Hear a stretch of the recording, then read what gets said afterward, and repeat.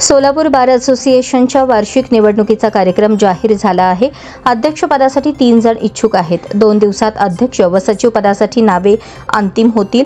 30 जून रोजी पदाधिकाऱ्यांचा कार्यकाल समाप्त होत आहे। त्याच दिवशी मतदान होणार आहे, अशी माहिती सचिव ॲडव्होकेट मनोज पामुल यांनी दिली।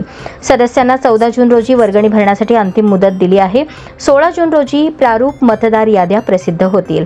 16 ते 17 जून दुपारी 4 पर्यंत हरकती घेण्यासाठी तारीख दिली आहे। अंतिम यादी तयार झाल्यानंतर 18 ते 19 जून दरम्यान सकाळी 11:30 ते दुपारी 3:30 या वेळेत उमेदवारी अर्ज विक्री व स्वीकृती होईल।